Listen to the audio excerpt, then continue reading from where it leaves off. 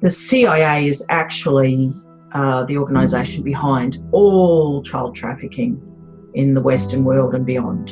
And they answer to British intelligence and they answer to the British Crown. So really the Rothschilds and the British monarchy are the ones who are the benefactors of this entire operation. Hey friends, Sean from SGTreport here with a very powerful interview you're not going to want to miss. So sit back, relax, get a cup of coffee, grab a beer, whatever it takes to give you comfort, because this interview is going to knock your socks off. But before we begin, I just want to let our international listeners know the good news that our friends at SD Bullion are now offering international shipping. Obviously, if you are outside of the States, many of you have a hard time getting physical silver and physical gold without getting totally ripped off.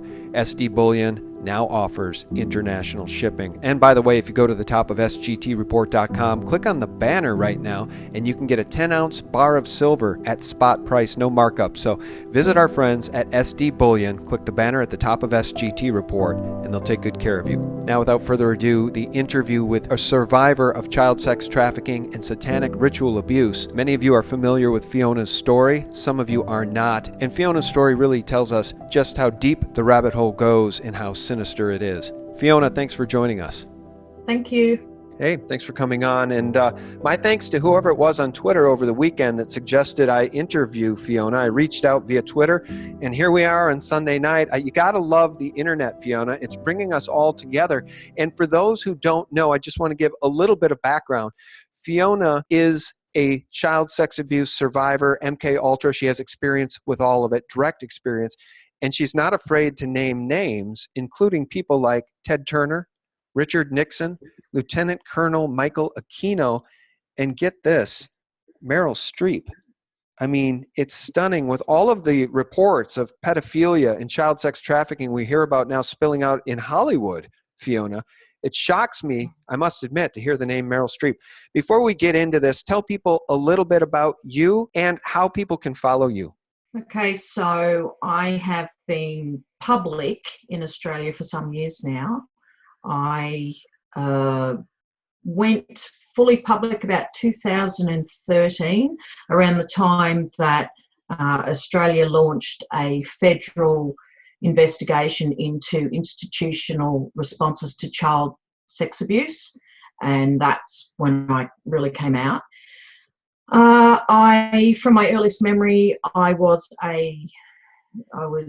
abused by my step-grandfather and grandmother, who were Nazi war criminals who were offered refugee status in Australia, like a lot of Nazi war criminals after World War II. And a lot of people don't know that Nazism has a religious side to it. So there's a Luciferian cult belief system attached to Nazism, and my grandparents were part of that. So when these Nazi war criminals immigrated to Australia, they just brought all their rubbish with them, and they set up shop here and amalgamated with big pre-existing Luciferian dynasties like Nicole Kidman's family over here. And so I was passed on to the Luciferians via my step-grandfather and grandmother, and they were directly associated and lived right basically next door to Australia's first boys' town, Engadine Boys Town. And then right next to Engadine Boys Town was Australia's oldest army base, Holsworthy Army Base. And right next to Australia's, first army base was Australia's first nuclear reactor research site, which is about 20 stories, a 20-story underground facility. And that Holsworthy Army Barracks had on its site a CIA research facility that was about 7 stories underground. And it connected via a tunnel system to Lucas Heights nuclear reactor, which was a CIA research facility. And I was abused at those locations primarily. And that's how I was handed over to John Gittinger, who coordinated the MK Ultra research involving the Super Soldier or Jason Project, and he was searching for particular children with an Aryan appearance, high IQ, high creativity, high intuition or psychic ability. That's because they were looking for children like this so that they could weaponize psychic ability and other abilities for their, Cold War efforts, I suppose. And part of all of that in Australia, Anthony Kidman trained under Gittinger, and Gittinger and Anthony Kidman were linked to Leonis Petrauskas, who was my grandmother's Lithuanian friend. Leonis Petrauskas was a Nazi doctor. His father, Christa Petrauskas, was basically in charge of communist Soviet Union. And so all these people were basically communists who were behind all of this cult. And, so Leonis Petrauskas got involved in, Nazism, but really he was a communist. And so he jumped on the Nazi bandwagon to protect himself, and then absconded as soon as he could, and ended up getting a job as a doctor through the International Refugee Organisation that arranged for all these war criminals to hide out in Australia for the rest of their lives.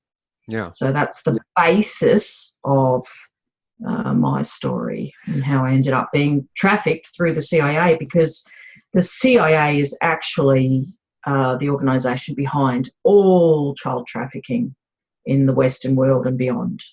They answer to British intelligence, and they answer to the British Crown. So really the Rothschilds and the British monarchy are the ones who are the benefactors of this entire operation. My research vets that out to be the case as well, because we know that, for instance, Sir Peter Heyman, the head of the MI5, has been implicated in all of this sort of stuff, pedophilia, child sex trafficking, and it was Sir Edward Heath, the former Prime Minister, who has been implicated in the murders of 16 children. And of course, the cover-up for Jimmy Savile went on for decades, and he was friends with the prince and knighted by the queen. So you're right. I think all roads lead right back to the British Crown. But what I wanted to ask you was about Dr. Anthony Kidman. Guys, this is Nicole Kidman's father. And Fiona, you came to my attention back in about 2015, and that was probably just prior to all of the news breaking out about pedophilia and Pizzagate. Now, just for you, and I think you know this, and for the audience, it was Andrew Breitbart who in 2011, before any of us had ever heard of Pedogate or Pizzagate, he tweeted out about John Podesta that it astounds him that John Podesta isn't a household name as a world-class, underage, sex slave op, cover-upper defending unspeakable dregs. So he basically came out and called John Podesta a pedophile and a person who covers up for pedophiles and child sex traffickers. And Breitbart was never sued. Incidentally, though, he was killed, I believe murdered about a year later. You came out in 2015 and you pointed the finger at Dr. Anthony Kidman. I just want to I came out 2014. I came out about him. Okay. All right. So I stand corrected. The article I'm reading here is from the 2015. I just want to read this for folks. Dr. Anthony Kidman died Friday after fleeing Australia when accused of the sexual abuse and murder of children in an elite Sydney pedophile ring. A month prior, Fiona Barnett had filed a complaint with the Australian NSW Police and Child Abuse Royal Commission alleging Kidman's sexual and physical assaults on her throughout childhood. When the commission opened an investigation, the clinical psychologist suddenly left his 43 years with the Sydney University of Technology and Royal North Shore Hospital to stay in Singapore until he died. The family has refused to comment, and Singapore police opened an investigation on what they termed as an unnatural death. Here's my question for you. First of all, what did Kidman do to you? Second of all, why didn't he sue you for slander? I suppose he couldn't because you were telling the truth. And third of all, do you think he was murdered? Okay, so it was actually September 2014 that mainstream news in Australia reported Anthony Kidman's death. And I wrote about it, and straight after that, and wrote an article on a journal over here called Independent Australia. And David Donovan, the editor, he's a really good guy. He wouldn't publish the article until after the funeral, and I really wanted it published because I was coming under heat, and you're safer when you just get something published. And I loaned the article. I said to someone else, look, this is coming out, so I gave her a copy, and she put it up and amalgamated it with some rubbish and whatever. But still, that got about 350,000 hits in a very short amount of time, and it was out anyway. And so basically what happened was Anthony Kidman died in Singapore immediately following, weeks after I submitted a notification against him, so a formal complaint to the Australian Psychology Board. And because I thought, my career had been destroyed by false allegations from a Luciferian, bunch of Luciferian sex offenders at Bond University, and I took a stand there against child abuse and lost my career. And then I thought, well, this guy's still going. Why don't I notify against him? I was just angry. And so I did, and it was immediately acted upon, which to my shock and my therapist's shock at the time. And she spoke with the health board, and she came away saying, Fiona, you're not the first to report Anthony Kidman to them. So subsequent to that, since 2014, I went public. I've been contacted by multiple victims of Anthony Kidman, and I've been contacted by therapists who work with broken victims of Anthony Kidman. So what happened was I made the report, the notification, and what I heard from Jonica Bray and her partner, Jonica, she's since married, changed her name, but she came to interview me for a story she was pitching to an Australian magazine. And Nicole Kidman hired, I don't know, former Mossad agents or whatever they look like, they were militant guys, to follow me around and harass me and whatever. And I know from other victims that Nicole Kidman has hired agents to actually physically assault them and to shut them up. And this is what she did to me. We took photos of those people. My daughter went out to the car and took photos. Jonica Bray and her photographer went out and spoke to them. They said they'd been hired by Nicole to keep an eye on me that day. But what happened was Jonica Bray was in contact with a member of the paparazzi who used to be on Nicole Kidman's security team. And this Nicole Kidman's security team hate her guts. She's just so horrible to work for that they just betray her. Anyway, one of the members of her security team spoke to this paparazzi, who was a former member of the security team, and said that I was the cause of Kidman's death. So immediately after my notification, Anthony Kidman was placed on suicide watch. He went to America, said goodbye to Nicole, went to Singapore, said goodbye to Antonia, his youngest daughter, and then jumped off a balcony. Now, the balcony were the first reports that he jumped off the balcony. Then the next report was he fell down a flight of stairs, and the next report was he had a heart attack in the restaurant. It just kept changing every 5 minutes, and it would come down off the internet. And I was watching it, of course, because we were stunned that he was dead. And, of course, I, watched everything as it unfolded, and the story kept changing. So I do believe he's dead. I do believe what happens in that world is, there's only one rule, just don't expose the cult. And he did. He stuffed up and my programming broke down and I remembered everything. And I think his death is a testament to the accuracy of my recollections.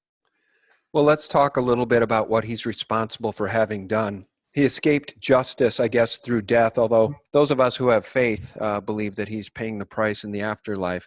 And I'll tell you, it's hard to believe that these people are capable of doing such atrocities to children, except for when you learn that they are satanic and they worship a very dark power, and they believe they derive many earthly powers from the worship of Satan and the sacrifice of children and all of that stuff, then you begin to realize, yeah, this is really going on. It's just a tough pill to swallow. What is he responsible for having done to you?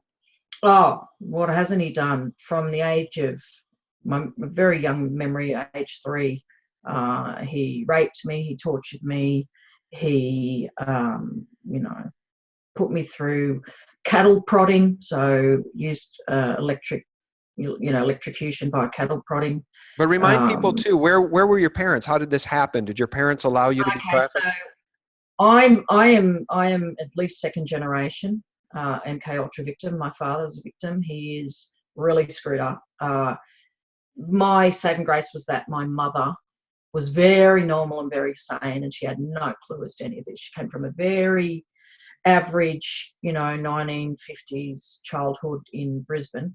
And she married my father, and she didn't know what the hell was going on for many years. She just knew something was wrong.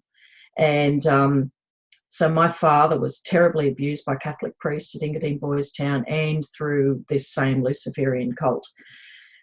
He was subjected to mind control as well before me, and he was terribly abused and raped by Peter Holozak, his stepfather, who he didn't know until he was 40 that this mongrel was not his biological father. So, he was always seeking this guy's approval. And then we found out, we found his real father, who was a lovely, decent guy. We found him in Poland through the Red Cross. So I was second generation. My father is fully DID, complex PTSD. He does come out, but he hates pedophiles and he doesn't willingly participate in that sort of stuff. He would take me over to his parents' place all the time, hoping to gain their approval, because his brothers were bastards and were encouraged by Peter Holozak to torment my father all his life until he was kicked out at age 13. And so he always just sought everyone's approval, love and approval, and he thought, I can do it through my kids. So, and of course, the grandmother, Helen Holozak, she wanted us there all the time, and especially me. And she even wanted to raise me. When my mum was pregnant, she said she seemed to know what gender I was and says, I'm going to take her and I'll raise her. You can see her on weekends. You go back to work. And this sort of thing, which my mum didn't comply with. But that is a very much a European, Russian, Polish kind of tradition. Grandmother raises the kids, the parents go to work. So, so I was handed over to the grandparents. And so my parents didn't know what was going on. My father was dissociative and my mother had no clue. And that's how I ended up being over there. So, and they would play good cop, bad cop. So my grandmother would, shower me in candy and toys and everything good, while the step-grandfather was one who did the dirty work and used to walk me to the church, or, Leonis Petraskas would come and pick me up because my grandparents didn't drive. So other people had to drive, and it's usually Leonis Petraskas who did all the driving. So that's how I was actually, how it happened without and I was over there all the time. We used to, let's go to Nana's, we want to go to Nana's, this sort of thing as kids. And because I was pretty much dissociated from the horror. And that's what they do. They use unethical methods such as, unethical hypnosis, drugging, torture, and these sorts of things to manipulate the brain's natural ability to dissociate from trauma. And talk a little bit about the crimes then of Kidman. First, this is very difficult for people to believe, probably, because Nicole Kidman is, a beloved actress to many. No, not in Australia. She's not that beloved. She's actually not that talented. She can't really sing, dance, or act. There's Stephen Shellen, who is a talented actor from Hollywood, who was blacklisted. He was in movies with Robert Redford and Brad Pitt and that on his way up. He was blacklisted because he wouldn't stand for child trafficking, the same ring. He said, look, practice. If somebody's in front of the camera long enough, they start picking it up. And that's about all she is. She never went to acting school in Australia. She never went to NIDA. She never went through all the hard. She never did years and years of dance lessons like the real actors do, or years of voice lessons. She can't sing. So she only made it through her contacts, through her father's pedophile contacts, with people like John Bell, who is a Shakespearean actor in Australia. He's one of my other abusers. So I refute the notion that she has talent. It's an insult to all those truly talented people who from age 3 are attending lessons in dance and so forth and disciplined all the way through. She just walked into a role, you know, that was opened for her due to her father's Luciferian pedophile connections. So, but that said, her father was trained in MK Ultra procedures underneath Gittinger himself. So Gittinger did the main sort of work on me, and Kidman sort of stuffed it up, which is why he was blamed for the programming breaking down. I really, you know, as you can tell, I don't like Kidman very much. I don't have a lot of respect for him. And I think another reason is because Gittinger and Aquino respected me, despite them being, you know, these terrible pedophiles. But Kidman never did. And it's mutual. I found Kidman to be not very intelligent, but whereas Aquino and Gittinger were very intelligent. So anyway, Kidman worked under them. He also worked in collaboration with Harry Bailey at Chelmsford Private Hospital, where Harry Bailey was performing deep sleep CIA work there, and he had trained under Ewan Cameron. So you start seeing all these links. Anthony Kidman was good friends with Seligman, who was another MK Ultra operative, and he, you know, was responsible for introducing to Australia a lot of therapy techniques which were actually created by CIA MK Ultra perpetrators for the purpose of keeping people's memories dormant and stopping them from integrating and, you know, having flashbacks and remember everything spontaneously like that. So Kidman tortured me. He was also a Freemason. A lot of the abuse took place at his Freemason lodge on the north side of Sydney, near where he lived, and the abuse took place mainly at Holsworthy Army base underneath there, and some of it took place underneath Lucas Heights nuclear reactor. This is his abuse. Some of it took place in his private office when I was younger. Where else? Oh, some of the churches. So Kidman was a strong Catholic, and some of the abuse took place in the churches where he was involved. Well, that certainly stands to reason. We see all of that spilling out now. It has been, of course, for the past decade or two about the Catholic Church covering up for the widespread pedophilia being practiced by priests at the highest levels, and covered up, of course, at the highest levels of the Vatican. Now, I want to ask you about a name you mentioned earlier.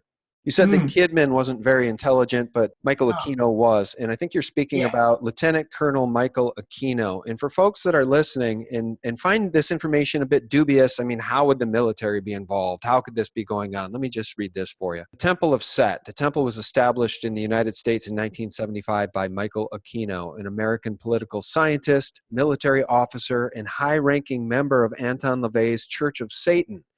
Dissatisfied with the direction in which LaVey was taking the church, Aquino resigned and, according to his own claim, embarked on a ritual to invoke Satan, who revealed to him in a sacred text called the Book of Coming Forth by Night. According to Aquino, in this work, Satan revealed his true name to be that of the deity Set, which had been the name used by his followers in ancient Egypt. The reason I'm sharing this with you guys is that Lieutenant Colonel Michael Aquino is an avowed Satanist and a member of the U.S. military, I believe high level at the Pentagon, and Fiona just named him. Do you want to tell us a little bit more about Michael Aquino?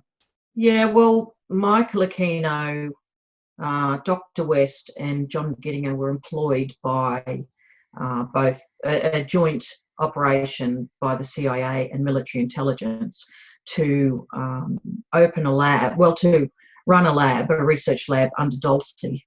And there are various documents that you can read, and I've got a source right next to me here.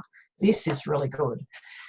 So if you look at this one, the mind manipulators, it nicely summarises thousands and thousands of documents that were obtained under FOI. And amongst there, you'll find reference to this Frankenstein-type lab that they were planning. And then I think they named Dr. West, saying, oh, we've got him, and then we're going to, and we've got Lieutenant Colonel, and then they don't say who it is, but I know who it is, it's Michael Aquino. And then they say, and if we can find another who's an expert in brainwashing and all this sort of stuff, which is Gittinger. That's what he did. That was just one of his specialties. Then, you know, and then they describe the lab they're going to open up. And with their lab, they were describing a chamber, and there's another related document that was released. It was approved for release in 2010, but I didn't see it online till late last year. And that is called the Gateway Process. And it's a letter written to the fellow in charge of Fort Meade, and it's regarding a top secret, you know, project that they had going in the 80s. I think it's dated around 84, this document. And that's about when I was trafficked to, well, one of my trips to the States. So where I had to go, and they finished, I was 14, and they finished off my my training in the Gateway Process. Michael Keno did at Dulcie. So I speak of these things because I've actually seen the lab. And that was absolutely horrendous. Probably that trip was the worst of everything that had happened. I mean, it's all bad, but that was particularly bad. So, and I was assigned to, and this is what they don't want you to know, okay? This is why they wanted to shut me up. The most crucial thing people have to understand, the thing that they've suppressed from everything, even Fritz Springmeier's and Cisco Wheeler's initial stuff on MK Ultra didn't really emphasise the role that children played in their super soldier program. So they used child soldiers, you know. And so I was assigned to Delta Special Ops. I had a group of male soldiers that I was grouped with from age 6. I was put through full military training in Australia at Holsworthy at age 6 by Colonel Victor Chan, who also happens to be a very famous heart surgeon who was gunned down in a gutter, criminal style, which was quite suitable. I trained under him at age 6, and you know, I trained under Gittinger, but Aquino's the one who polished everything off when I was 14 in America. That's how, and that's the same trip where at the end of it, and we were sent on assignment to South America, and then at the end of it, we attended a big party in Hollywood, and that's where Meryl Streep was. So Meryl Streep is actually, they call her the Grand Dame of Hollywood. I didn't know this was in the papers, in the news articles and journals and that. But I knew her as the Grand Dame, and so of Hollywood myself. That's what I called her. And but they openly refer to her as that, and that's because she was the Grand Dame, and that's the highest ranking female position besides this other one called, who's a bit of an old hag. But Meryl Streep occupies the most coveted role within the Luciferian hierarchy, and that's why she supported Harvey Weinstein and Roman. She's up there applauding Roman Polanski after he's been convicted of drugging and sodomizing a 13-year-old girl in Jack Nicholson's house. Yeah, So, well, by the way, Bill Maher has defended Polanski, but most recently, Whoopi Goldberg on the ABC show The View. She's an evil piece. She really is. And she said, referring to what... Well, listen to this, Fiona. She said, referring to what Polanski did to that 13-year-old girl, she said, that wasn't rape. I know it wasn't rape. Yeah, there is a statutory. Child molest, maybe. I'm not sure. It was something. No? It was something else, but I don't believe it was rape. Her argument was the two were previously having sex, so it was fine. And these people overlook pedophilia when it's staring them in the face. And I believe that's a liberal disease. It probably should be officially recognized as a liberal brain disorder. You mentioned somebody else I want to hit on here. You mentioned Dr. Jolyon West. For those who don't know, West is attached to the psychiatric care, let's just say, or examination of Sirhan Sirhan, after Sirhan Sirhan was accused of killing Robert Kennedy, and Timothy McVeigh, the Oklahoma City bomber. What would you tell us about West and his role in all of this and MK Ultra mind programming? I have not. My recollections of West aren't so clear. I remember seeing his photo and I went, oh, ugh, you know, I remember his face and big ogre. And he's yeah, I just remember he's being repulsive, but I don't have clear memories.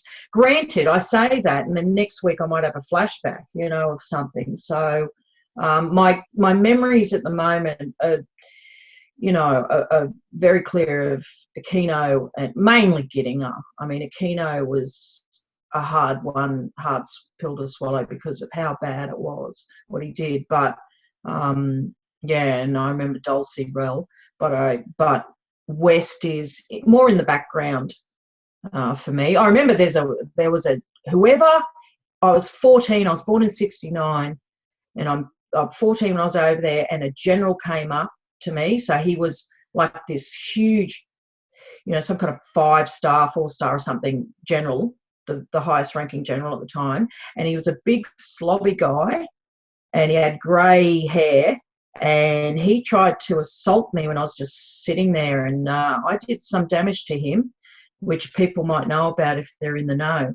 He had to go and get something surgically reattached. So, you know, that's what I remember about Dulcie, but I don't have clear. I know his face. I look at it and it's very familiar, but West is a haze to me.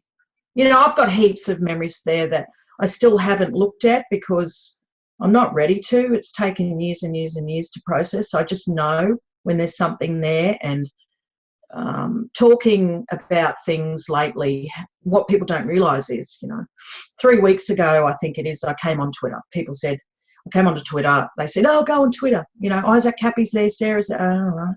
So I went on Twitter, opened an account, and now I've got 15,000 followers, and I got most of those overnight. And you know, people then say, oh, she's, you know, a psyop or whatever, because I, you know, suddenly accrued all these followers. No, they followed me from other places, you know, and I've been at this for so many years.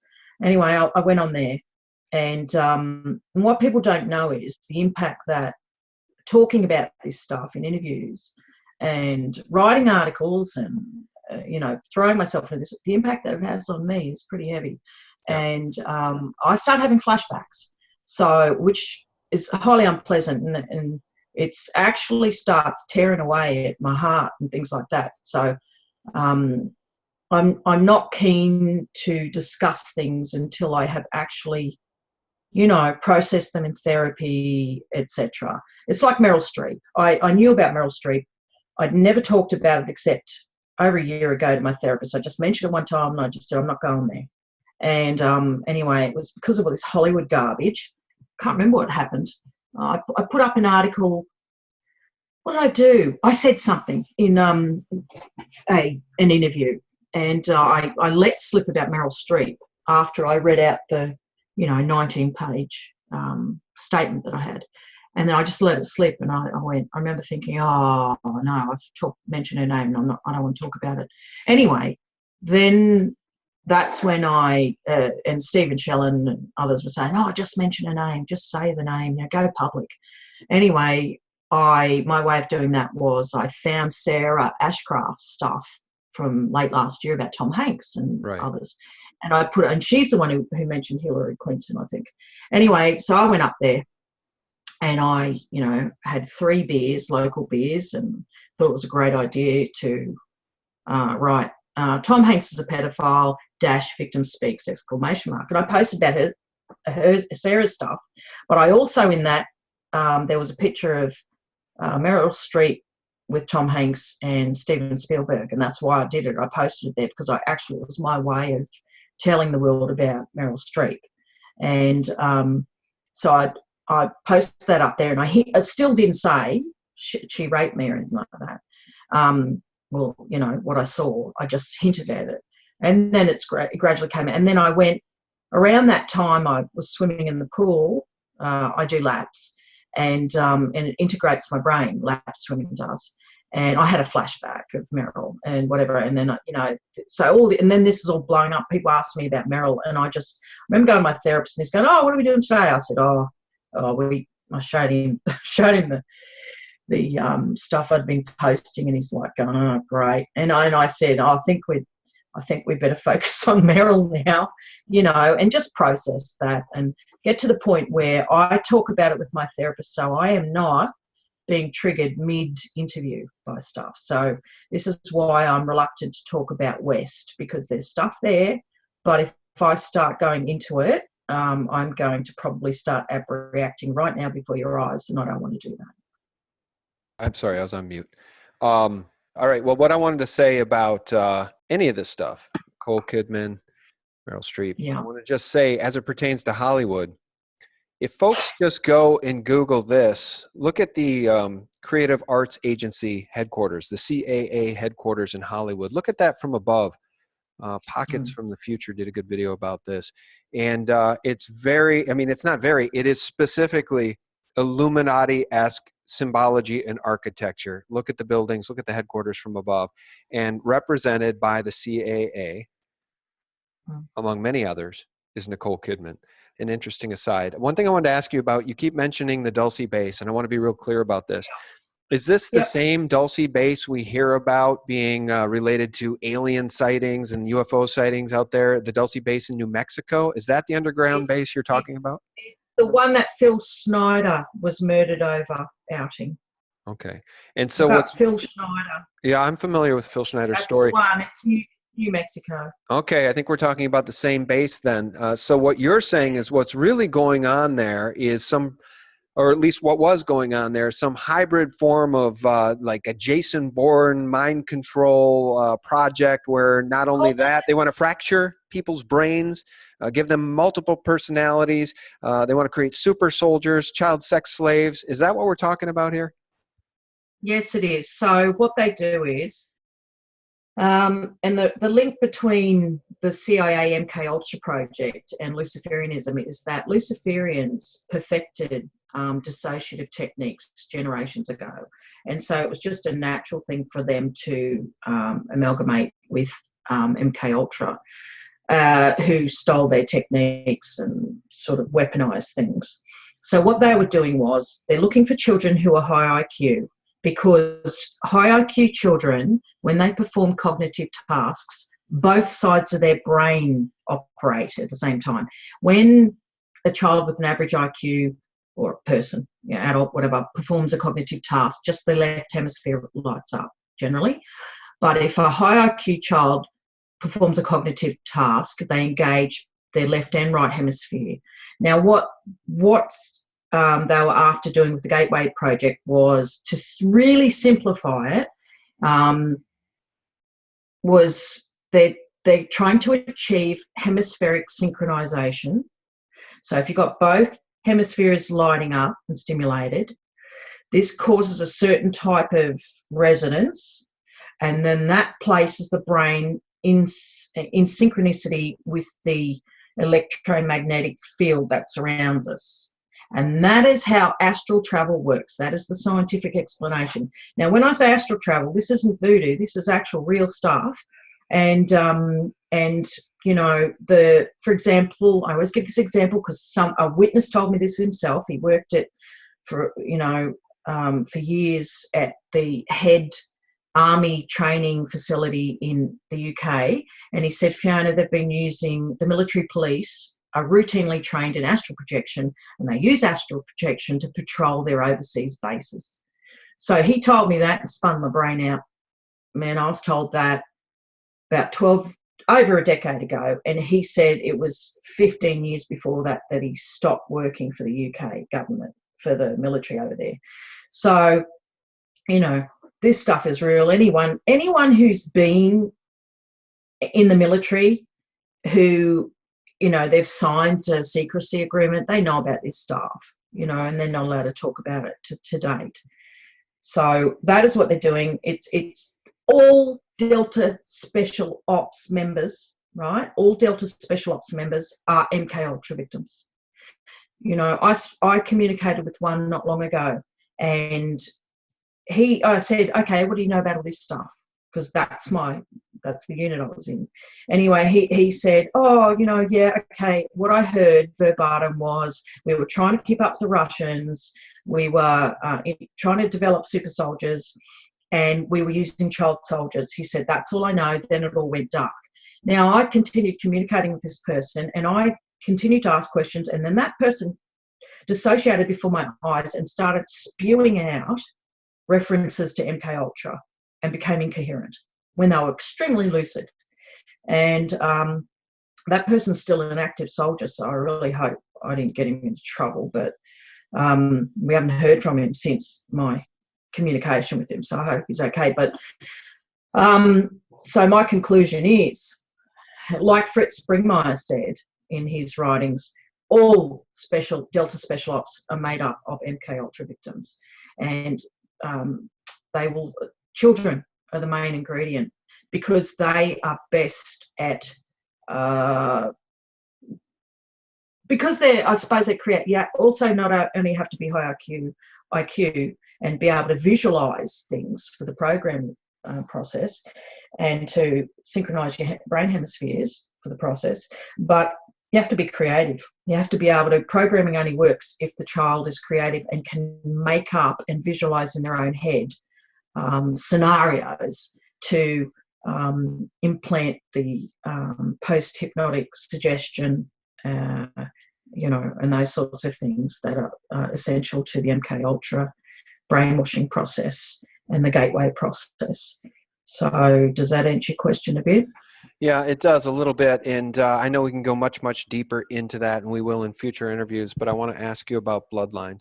I don't know if you follow Q or the QAnon phenomenon, but Q has recently been tweeting out pictures of Gloria Vanderbilt and Anderson Cooper, pictures I was already familiar with, of course, but the implication is that Gloria Vanderbilt was into these same secret societies and satanic societies specifically. Yeah. And that Anderson Cooper, of course, the mouthpiece over at CNN, was one of these people who was raised by a person who was into Satanism and child pedophilia. And of course, his brother, Anderson Cooper's brother, was pictured in that photo that Q posted, committed quote-unquote suicide at age 23. What do you make of the bloodlines here in terms, I believe you come from a bloodline that is a sought-after bloodline and you're highly intelligent.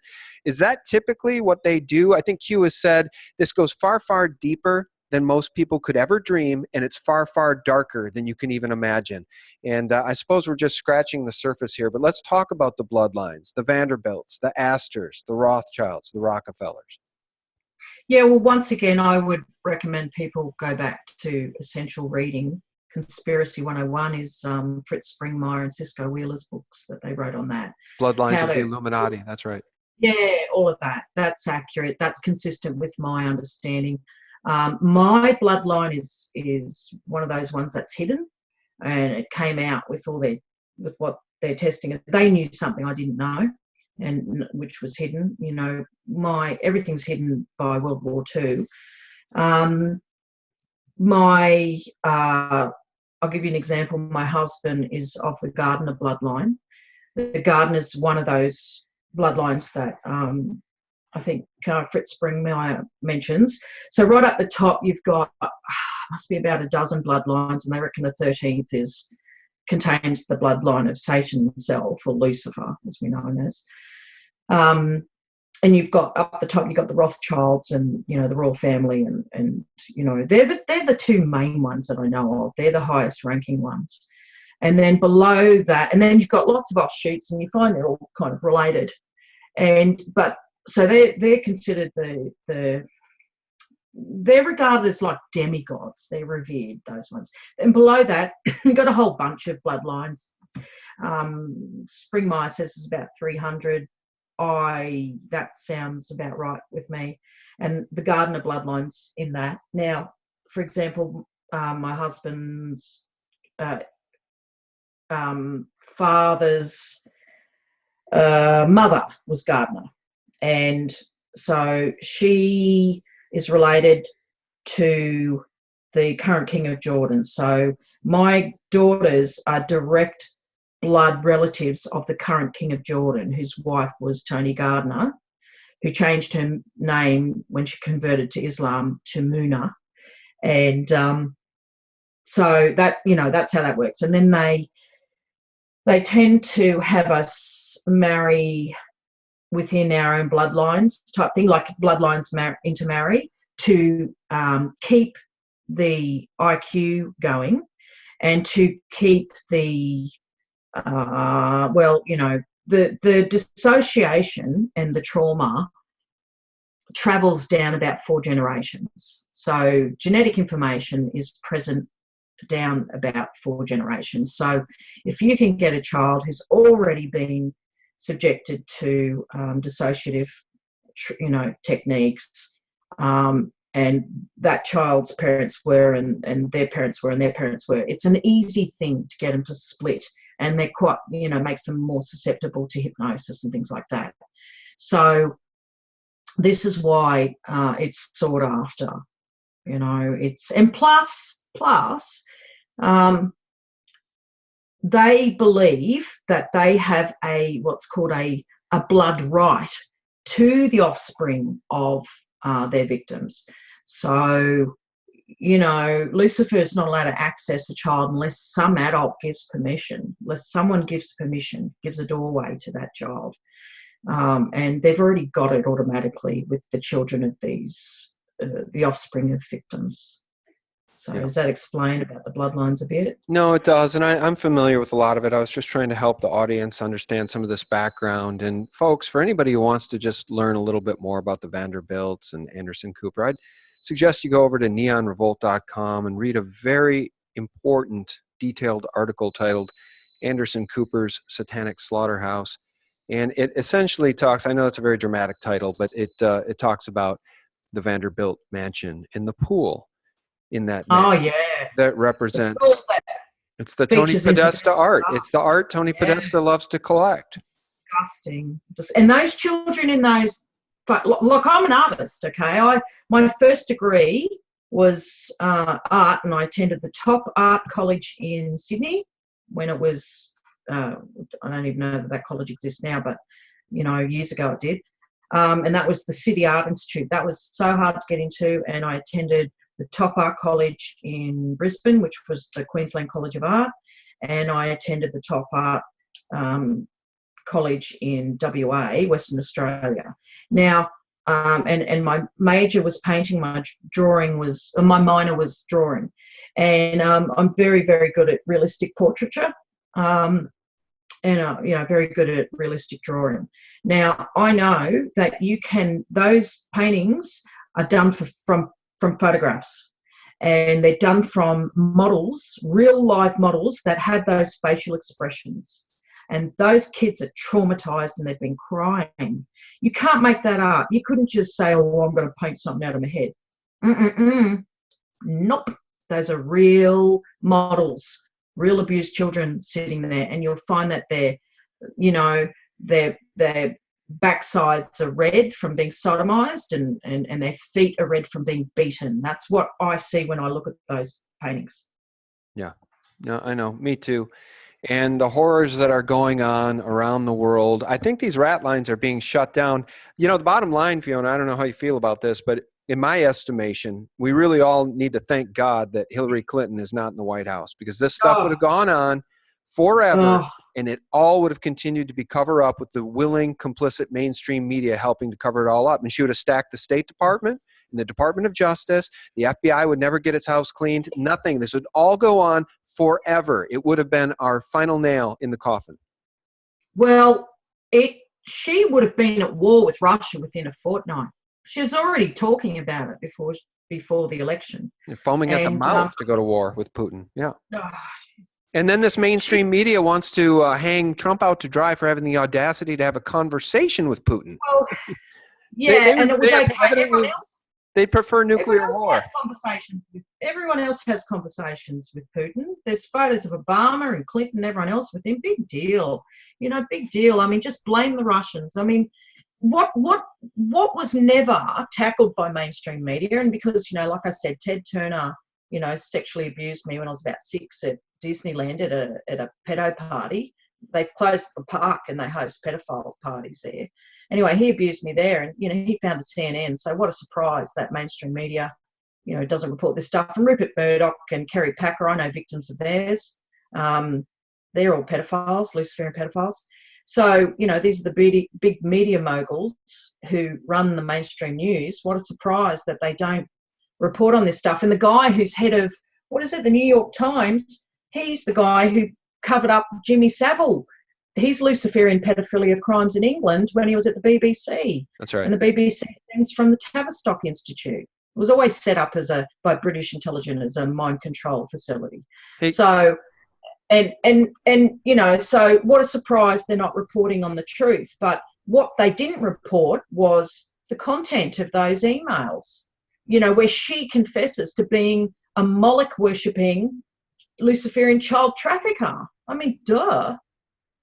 You let me ask you something. You allege that Ted Turner abused you when you were a child at Disney World. Where did that happen? Did that happen at the exclusive, very expensive, hard to become a member Club 33 at Disney World? Where, or specifically, do you remember where that happened?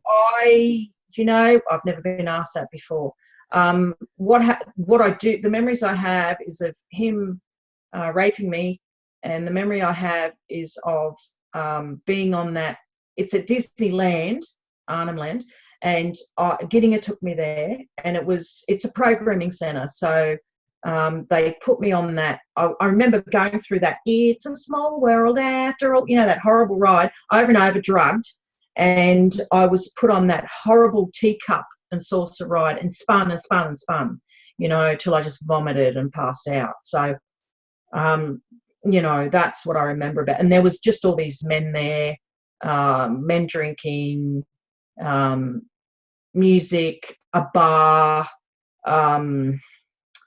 sort of like smoking cigars. That's all I remember. Glass behind the bar, and maybe there was like leather, puffy stuff on the front of the bar. It could have been anywhere. As far as I know, you know, there's a tunnel system there, but the whole park was closed for the night. So they do what they want at that park when it's not open to the public, and they send all the mainstream employees home, and then they've got all these others who are complicit with all the child trafficking that goes on at Disneyland. Yeah, okay, I'm sure. Well, let me ask you this here. I'm surprised here. We're on Zoom. I still have the free account, and I would have thought we'd have been cut off by now. But it's still recording, so fingers crossed. I've never had problems with Zoom. Skype every time. Yeah, me too. I stopped using Skype recently because it's just it's a total headache. Hey, we mentioned Fritz Springmeier's Bloodlines of the Illuminati, and I'm going to paraphrase here. I'm going off memory, but I believe there's a passage in that book. And by the way, I'm going to reiterate, Q has said it's far darker, far more evil, and far worse than you folks even know, even those of you that follow Pizzagate, for instance. And in that book, I believe it says, one of the ways these bloodlines worship Satan is by making sacrifices to Satan, right, with babies. And one of the sickest, most unbelievable ways they do it is that the father of a family will impregnate the daughter of the family, and the firstborn child is sacrificed to Satan. Can you vouch for any of that? Have you seen any of that? Have you seen any ritual sacrifices of other children or anything like that? No, I've seen countless sacrifices of children, yeah. That doesn't necessarily have to be the father impregnating. Like my father wasn't at anything that I was at. I was impregnated by Leonis Petraskas, and they did a ritual abortion on me, and then they put the baby, they've got it underneath, there's a tunnel system underneath Engadine Boys Town, and they have a big brass statue of Baal, and then they fill a little saucer thing that the bull holds, and they put hot oil in that, and that's where they sacrifice the baby. So that's what they did to me. I went through a Luciferian kind of wedding ritual before that with Leonis Petraskas, just like a mock wedding with Lucifer, and he stood in as Lucifer. But countless sacrifices. Oh my gosh, you know, I've seen. I can't name them all. It's just a blur of so many. I mean, I remember details from many of them. And I've given a lot of details to the police about many of them. I've drawn very detailed drawings of them for them and that sort of thing. But they do all sorts of horrors. You know, you can't imagine what they can imagine, different ways that they kill people. There's a terrible movie that came out called Seven. Brad Pitt was in it, and that evil Luciferian, what's his name, starred in it with him. There was Gwyneth Paltrow, who's in Sanctum, Luciferian Pedophile Club, where they ritually abuse kids, and I tweeted about that. Bill Maher is in Sanctum as well. That's right. Yeah, and you're Sanctum talking. That's a cover for Luciferian pedophile orgies. I've heard and that. They actually get on there and use double speak. I posted something about that. Sanctum, where they talk about having a 5-year-old boy who's been specially prepared for everyone to abuse him before they sacrifice him that night on that date. So that's on the Sanctum site. Gwyneth Paltrow's in that, and so she was in this movie Seven with Kevin Spacey. Who's the African American actor? Morgan Freeman, who's diddled his own granddaughter. He is a filthy man. That one. He's a Luciferian pedo. He's evil, but that whole movie was evil. And if you look at the crimes, someone took me to that, and I didn't know what it was. Oh, let's go to the movies there. Oh, yeah, great. Nothing like remembering your childhood. The crimes in that are crimes they actually do. So you go watch that movie or look up what it was. Don't watch it. Read what they did in that. You cannot make that stuff up, right? That comes from the devil himself. Yeah. No, I agree with you. And I believe a lot of these movies out there, like Hostel and Hostel 2 and these movies, these are not acts of fiction. No. They are essentially documentaries. This is the insiders in Hollywood get off making these movies because they're essentially telling the public what the elite do. And they think the public are just too stupid to figure it out, Fiona, but we are figuring it out. Thanks to you, thanks to other survivors. And I watched your survivor story, and I posted that on my site, thephaser.com. And thanks to you and so many other whistleblowers, these people are now running scared because they don't have the cover of darkness to hide behind anymore. They don't have our ignorance to shield themselves with anymore. And we're coming after them. And I've been saying for a long time on Twitter and in my YouTube videos, pedos on notice. Justice is coming. And I really do believe it is. They can't hide in the shadows anymore, and that scares the living hell out of them. Before we part ways, can you tell people, well, weigh in on that, and then I'll finish up with the thought. Oh, just that what people will have to realise is it's all before their eyes. Like I said, Billy Graham and Richard Nixon were two of my perps that I've named, all over the place for years. And Billy Graham, his son Franklin Graham, recently was busted eating at Voodoo Donuts, where they have these obscene donuts. I saw that picture. Yeah, disgusting. And then he hid the tweet, and then I was attacked by all of Billy Graham's followers and all this sort of thing because I've blown the whistle on Billy Graham. And he was a 33-degree Freemason. He was a Luciferian pedophile. He attended Bohemian Grove pedophile parties like Nixon did. And people need to realise that all these top so-called evangelists, these big churches, Joel Osteen, Benny Hinn, all these people, they're just covers for child trafficking, and their money is pumped into child trafficking, like Hillsong in Australia. That was founded by pedophiles. It's still run by pedophiles, Luciferian pedophiles. They ritually murder children in those churches. They make kiddie porn snuff film. And I know because I know the victims in Australia, that sort of stuff. And I'm hearing from victims all the time. There's a strong link between Anthony Kidman and Hillsong Church in Australia and mind control and ritual abuse. People have to realise that, look at your church. If they're not following what the Bible says, then question them. Then you're not allowed to have Freemasons on your church board or actively, participating in church leadership positions. You can't. You've got to be on the lookout for these things. And everything's going downhill quick. I'm getting attacked from Trump supporters for outing Billy Graham. I don't vote for anyone over there. I'm anti-child sex trafficking, and sex trafficking is coordinated by the CIA. It's a single integrated world operation coordinated by the CIA. And if the only thing I've got to say about Trump is that, I'm waiting for these indictments, it's like waiting for Godot. Meanwhile, people are dying. They killed that ex-cop Jenny who was exposing Clinton and all this sort of stuff.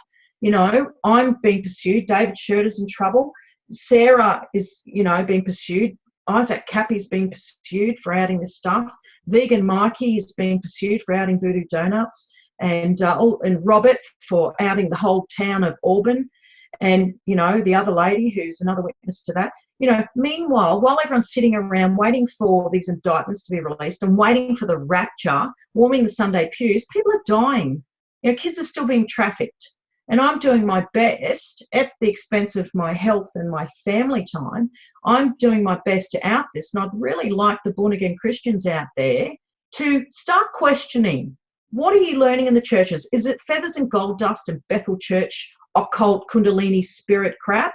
Is it Reiki, putting hands on people? Because it's all witchcraft. What is it? Is it just like psychology lectures, which are like Dr. Phil or Oprah talks? I mean, is that what they're telling you? Is it all feel-good stuff, prosperity? Hey, you too can be rich? No. Is there a McDonald's outlet in your church, or a Starbucks outlet, or some sort of, is it all about selling cafe lattes and sitting around drinking them and saying how great everything is? Because meanwhile, everyone else is going to hell. There are Luciferians out there, and I quoted someone called Doc, and we made a joke saying, we should just say, start a hashtag Doc gets it. Doc's a Luciferian who got there and said, Christians are just such hypocrites. Here they are. Oh, no, they wouldn't do anything bad to children, they're saying. And I retweeted that, and I'm going, well, Doc gets it. How come the Christians don't get it? You have to question why there's been such a cover-up of child sex trafficking. You go and question, are you giving money away to overseas aid organisations? Because they're all covers for child sex trafficking, okay? United Nations was busted in the early 90s as a cover, as prostituting children. They were operating as a child brothel, and I got that from an ex-cop who gave a lecture in Perth in 92. Now, people need to really question, they're paying 10% a week, 10% of their wage to belong to a very expensive social club, or is that money going to, your mission field in your own backyard? Because the harvest is plenty. There are so many victims of what I've come out of, right? They're terrified to talk. People, your mission fields are in your backyard, Stop paying for mega churches. Stop paying for Hillsong music, which every cent goes into trafficking children.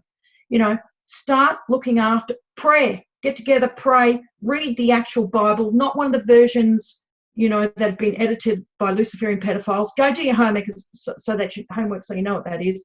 Bring in blood worship songs. Read the King James. Listen to Alexander Scourby if you can't read. Listen to the old classics. You've got people like, the old Times Square church sermons. There's a lot of good sermons on there. David Wilkerson was genuine, although I'm not personally into tongues.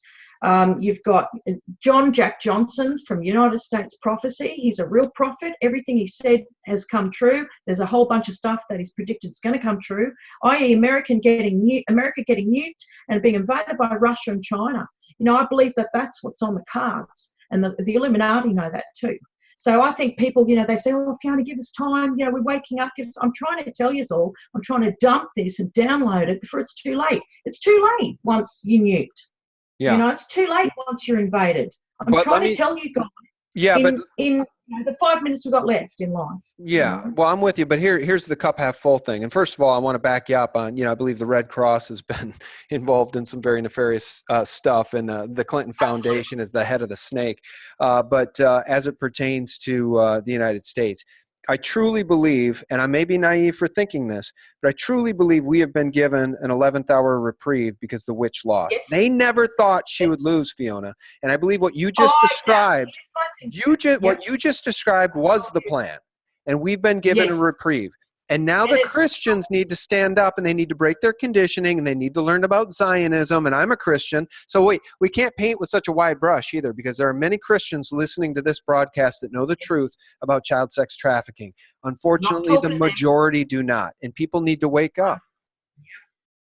What I'm saying is, and some people, they're crying, right? And they're crying. They're saying, but I don't know what to do. I don't know what to do. The fact you care and you're not adding to the criticism is helpful. There's a story of one of the old prophets who was given a vision in Jerusalem, and there was this angel that was told. He was shown that, you know, all these Luciferian rituals were going on beneath their church, which was the temple. And then he saw a vision of an angel being told by the Lord, "All right, I want you to go out and put an invisible mark, you know, on the foreheads of everybody who's in a state of anguish over the terrible state of society." And so that angel did that. Then he said to another angel, "Okay, and I want you to go out and I want you to slaughter everyone who doesn't have that mark on their forehead." So this is what we've got. We've got another Passover coming. And I believe that those people, for some people, all they can do is pray and they're in a state of anguish. My goodness, that's enough for some people. Other people, they might have an ability to practically do something to help these victims. Pray. God will send them your way. If you pray and you ask, how can I help? You know, but you've got to do it carefully. You don't advertise. You know, you get together with a group of people you trust, because, you know, think French resistance. But the thing I've got to say about Trump is, I question, my thing with him is he appears to be anti-CIA. Now, people go on and they criticise him for, I don't know, this Stormy Daniels, who turned out to be a Nexum recruiter anyway. You know, and they talk about all these. I've yet to see any hard evidence that Trump's involved in child sex trafficking, the CIA child sex trafficking operation. I've yet to see any evidence. Yeah, he might have travelled on this plane or been seen in public at this or whatever, but I've not seen any hard evidence at the moment. Nor have I, and I want to weigh in here because all they have on him is Stormy Daniels, and they took out an Elisa. Stormy Daniels is a Nexum. I know. Yeah. They have nothing on him, and they illegally wiretapped him while he was running for president. If they had anything on him, it would have come out by now. They have nothing. By now. Now, he's anti-CIA. Now, what I want to say is, yes, he might be a complete slut, all right? He likes women. Trump likes women. Oh, big deal. What bloke doesn't like women, right? And yes, he might have hoed about. He was a multi-billionaire and could have any beautiful woman in the world. What guy wouldn't do that if they're not a Christian, right? Okay, that said, that's still being you know, a womanizer is very different to raping and trafficking kids. Now, whereas with Clinton, we have everything on her. We've got a bunch of emails for a start and everything else. Now, with Trump, it would make sense if he's anti-CIA. That would make sense of the fire he's come under. Because let's look at this. JFK, womanizer, yes. Slept with Marilyn Monroe, yes. Used MK Ultra sex slaves. Looks like it, right? But got his head blown off. Why? Anti-CIA, right? Even Australian Prime Minister Gough Whitlam, he was one of my rapists. I was trafficked to pedo parties at Parliament House when he was in power. And all of his cabinet were pedo rapists. You know, was he a pedophile? Yes. Did he get chucked out of office? Yes. Why? He was anti-CIA. He threatened to expose the CIA's base, Pine Gap, and to terminate their contract, not renew the CIA's contract there. So what they do, they enacted some archaic law, and the Queen got rid of him because the CIA ultimately worked for the Crown. So, you know, you have to wonder, like, what's going on? If Trump is anti-CIA, to me, that makes great sense of these communists, these leftist communists, right, far left, people going insane because far left people are Luciferian pedophiles. They really are. Not that you don't get pedophiles on the right. Hey, Nixon's one of my main perps, you know, but I'm saying the majority are communists. No, I'm with you. And I think one of the best examples of what you are speaking about is the fact that he just took away former CIA Director John Brennan's security clearance. And I've never seen an uglier, more angry, more demonic looking guy than that guy. He always looks like he's ready to spew absolute venom. He looks like he's possessed by a demon. And he's seething in anger over the fact that he no longer has a security clearance. And Donald Trump needs to clean house. The other glimmer of hope I would leave with folks, and I said it to Liz Crokin, I'll continue to say it, this would not have happened on June 12, 2018. The Department of Justice under Hillary Clinton would never have released this memo from the Office of Public Affairs. More than 2,300 suspected online child sex offenders have been arrested during Operation Broken Heart. and they saved a bunch of kids, and it's good news, and it wouldn't have happened. It would not have happened if that witch was in the White House. Fiona, as we round out this conversation, I want to give you the opportunity to leave everybody with a teaser and tell people how they can find your excellent article, Watergate Was Pedogate. Oh, yeah. So basically, I urge everyone to look into the work of former detective, New York Police Department, Jim Rothstein. James Rothstein arrested the main Watergate perpetrator, and he was assigned to the first task force into this VIP child sex trafficking, and he maintains that Watergate was about one thing only. It was the pedophile records being kept at the Democratic's headquarters, and on those pedophile like little black book of all the pedophiles and their proclivities. And I'm sure Nixon and Billy Graham's names were on that list because they were my perps. And I talk about that, and Watergate Was Pedogate is the introduction to a book that I've been working on, which is called Eyes Wide Open, An Australian Experience of CIA Child Trafficking. And I'm trying to finish that book, but then Pedowood broke and Donut Gate and all this stuff, and so I need to get off social media for a while and finish that book. But yeah, if you go to my websites, fionabarnett.org and pedophilesdownunder.com, you have to scroll through quite a number of posts, but you will find that original post. So, and that's the one that's most popular. And if you go to Twitter, I'm on Twitter. If you find me there, I'm up to about 15,000 followers at the moment, and my pinned tweet is Watergate Was Pedogate. So you should be able to find it. All right. Well, very, very good. You know, with God's blessing, this whole thing recorded. I'm not sure how it did when I have the free account. I thought we'd get cut off after 40 minutes and we'd have to reconnect. But I really, really appreciate your time. I want to thank you for your voice and your courage. Fiona, thank you so very much. I appreciate it. Thank you very much for having me. Thank you. It's my pleasure. And guys, thank you so much for tuning in. Share this interview and spread it to the four corners. I thank you all for your activism and for your support. For real news 24/7, visit us at SGTreport.com. God bless.